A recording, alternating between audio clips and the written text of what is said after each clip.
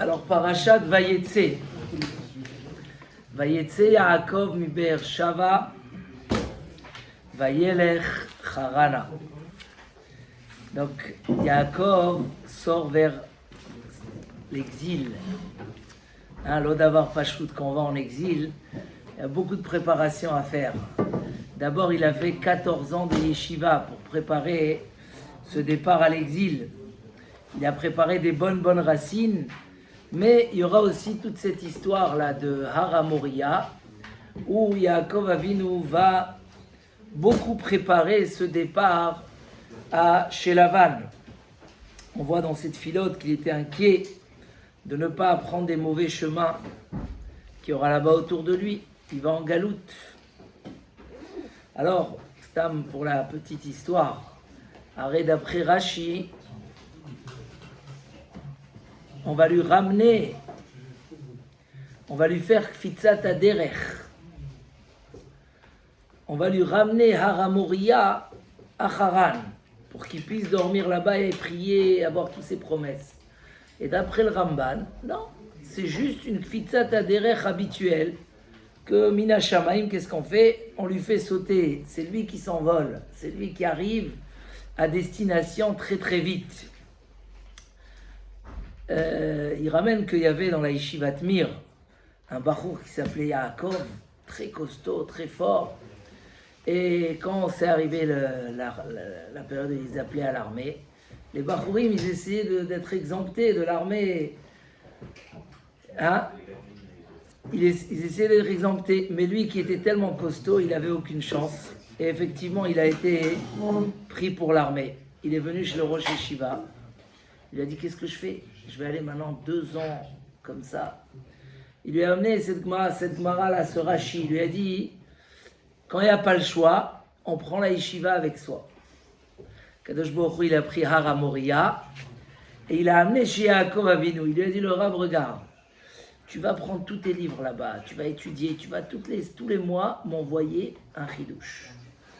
Un truc, un mahalach que tu as fait sur la Gemara. Et moi, je t'enverrai la paye du kollel, comme si tu es au kollel. Alors, c'était une bonne affaire, il a fait ça. Et Béhémet, ça a très bien marché. Chaque semaine, il envoyait son chidouche au Rav, et à la fin du mois, il recevait son petit salaire. Une fois, le salaire n'est pas arrivé. Alors, il a envoyé la lettre au Rav, il lui a dit, qu'est-ce qui se passe? Il a dit, non, le chidouche que tu m'as fait, il était basé sur celui de la semaine dernière.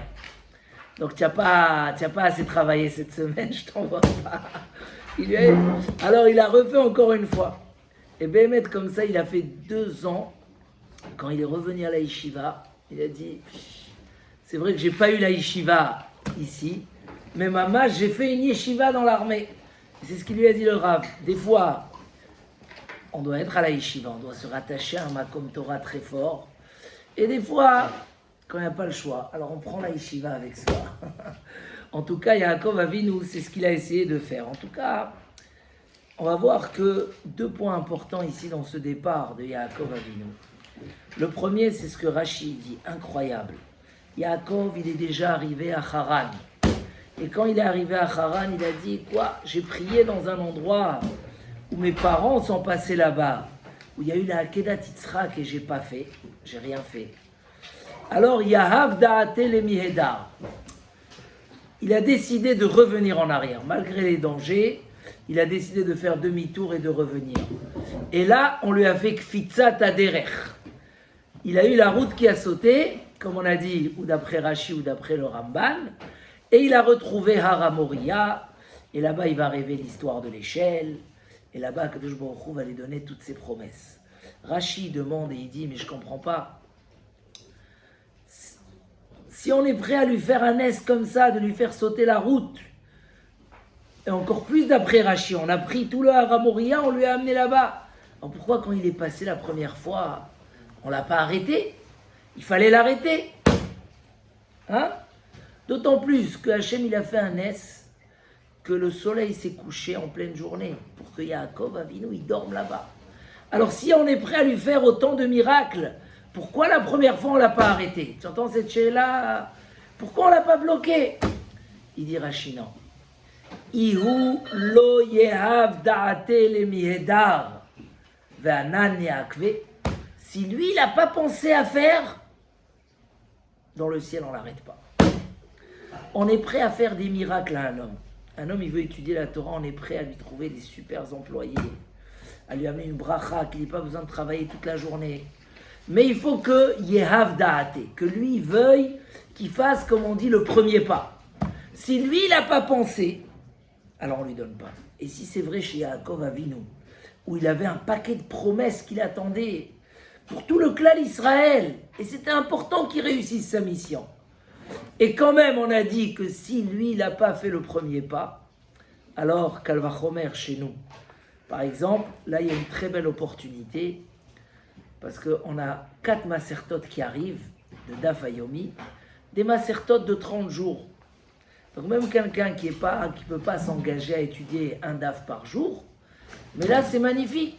On peut faire Ta'anit en 30 jours, Megillah en 30 jours, Chagiga en 30 jours et Moed Katan en 30 jours. C'est magnifique, non? Prendre comme ça un petit effort de 30 jours et tu as fini une Masechet, Sioum. Mais là, on apprend de Rashi un chidouche extraordinaire, que si un homme ne fait pas le premier pas, on ne peut pas l'aider. C'est comme ça, c'est les règles. Itaruta diltata et après Itaruta dilela. D'abord le bas et après le haut.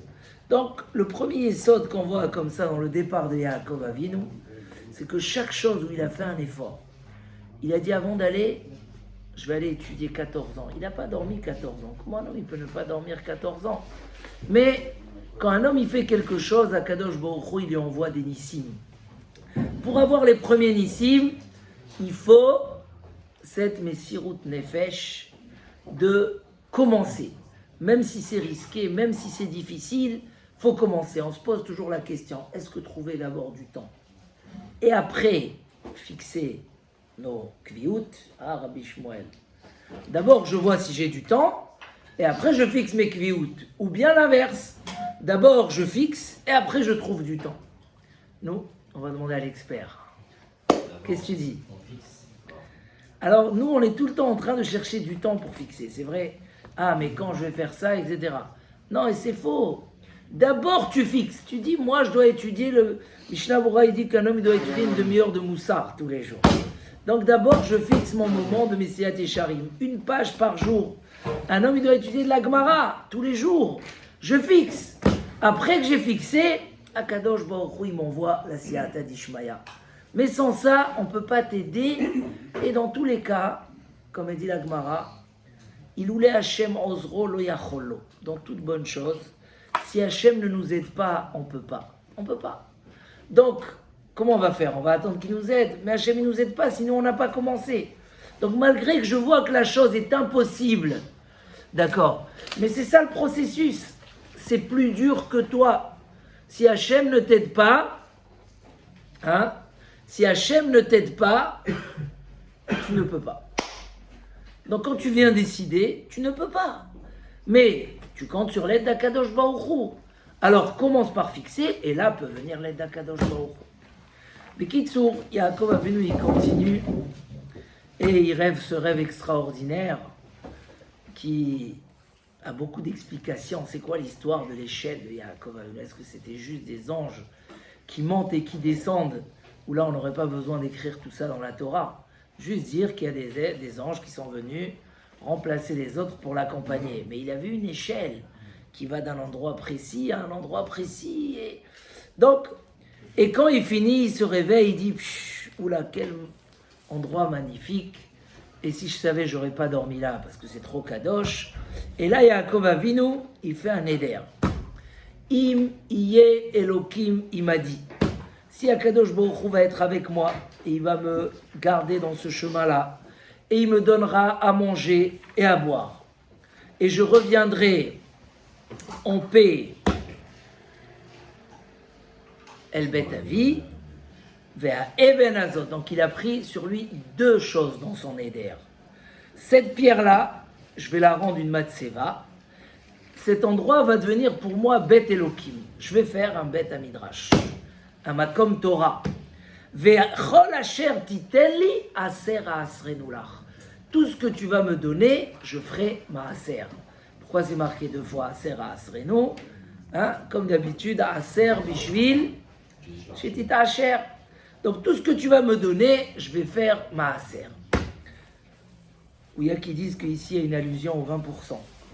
Parce que d'après le Gaon de Vilna, Maaser, ça ne suffit pas à 10. Il faut 20. Donc Aser Asrenu Lach. Parce qu'il dit 10 c'est pour protéger et 20 c'est pour bénir. C'est le Gaon de Vilna. Mais c'est quoi ces deux promesses-là? Alors, selon ce qu'on a expliqué pendant plusieurs fois ici au nom des Baalei Marshava, Yaakov Avinu changeait de mission. Au départ, sa mission c'était Tzadik Yesod Olam. C'était le Tzadik Ishtam Yoshev Ohalim, le Tzadik qui s'assoit au Beth Hamidrash et qui s'occupe de rien. La deuxième mission qu'il a prise, c'est celle de Esav. C'est quoi? D'aller à l'extérieur, de sortir et de sanctifier le nom d'Hachem avec l'extérieur. Et donc Yaakov Avinu, il se prépare, il fait un éder. Il dit, pour que je réussisse dans ces deux missions-là qu'on m'a données maintenant, alors je vais faire deux choses. Premièrement, je prends sur moi d'avoir un Makom Torah partout où je suis. Yé Bet Elokim, je sais que je vais rendre, et Yaakov Avinu a suivi ce chemin-là toujours. Quand il allait en Égypte avec ses enfants, qu'est-ce qu'il a fait? Ve'et Yehuda shalach lefanav lehorot. Il a envoyé Yehuda lehorot. Avant de descendre avec toute sa famille, plutôt que descendre tous ensemble et garder Yehuda arrière pour les protéger dans la route, il a dit non. Yehuda, il descend en Égypte. Pourquoi? Les taken lahem bet Talmud. Il a dit on ne va pas dans un endroit nouveau sans préparer d'abord un bet Hamidrash à Makom Torah. Toute cette structure-là, elle est indispensable pour pouvoir réussir sa mission. S'il n'y a pas un Makom, un Bet Elokim, ma tante, même si aujourd'hui j'ai une mission qui est aussi à l'extérieur, mais Yoshev Ohalim, ma tante, elle doit être la chose la plus solide de ma vie. Donc, première chose, Yeli Bet Elokim. Deuxième chose, c'est quand je suis là-bas, quand je suis dehors, dans mon travail de l'extérieur. Tout ce que je vais gagner, je vais donner Maaser. C'est quoi le sens du Maaser? C'est quelque chose de merveilleux, le Maaser. C'est pas qu'il y a quelqu'un qui a besoin, un pauvre, une yeshiva. C'est pas ça. C'est pas qu'on est venu te demander, te dire « Ah, en urgence, viens, il faut aider quelque chose, etc. » C'est toi-même, quand tu as gagné ce que tu as gagné, tu dis « Je suis associé avec Akadosh Baruch Hu. Donc, je prélève. » Ça change tout l'idée. Je prélève dans tout ce que je veux faire, je travaille dans le matériel, j'ai compris que le but, c'est pour l'attacher à la charrette de la Kedusha. Et vu que c'est pour l'attacher à la charrette de la Kedusha, d'abord, la première chose, je rattache tout à sa racine. Aser Asrenu Lach. C'est contrairement à l'idée que je viens combler un besoin. Non, le besoin, Akadosh Baruch Hu, il aurait pu le combler sans toi. Il t'a donné ce mérite. Mais au-delà du besoin, avant d'utiliser ce que tu viens utiliser, tu prélèves ton maaser. S'il s'agit du maaser, des fruits, des légumes, de l'argent, etc. Ces deux choses-là, Yaakov Avinu, il a pris sur lui pour que ça soit la protection dans ces deux missions qu'il a pris maintenant sur lui. La avoda du pnim et la avoda du chutz. Et ça, c'est un grand yesod que tout le temps il faut être mitrazek de nouveau. Parce que Torah ou Maasim Tovim, c'est parmi les 4 choses qui ont besoin toujours du chizouk.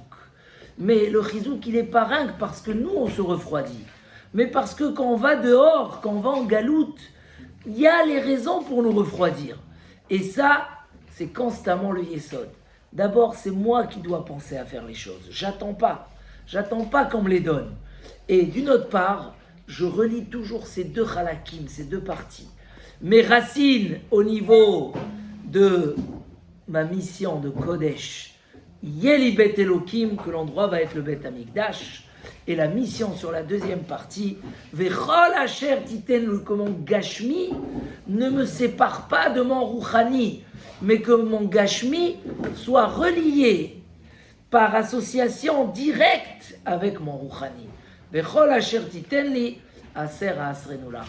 Ça, c'est pour le premier point de la paracha. Mais vu que cette paracha elle est très, très chargée de chizouk, très très chargée. C'est la paracha où Yaakov Avinu va en galoute, où il surmonte toutes les épreuves. C'est la paracha où il se marie avec Rachel et Léa. C'est la paracha où il va amener les Shvatim au clan Israël. Donc on va parler aussi d'un deuxième point.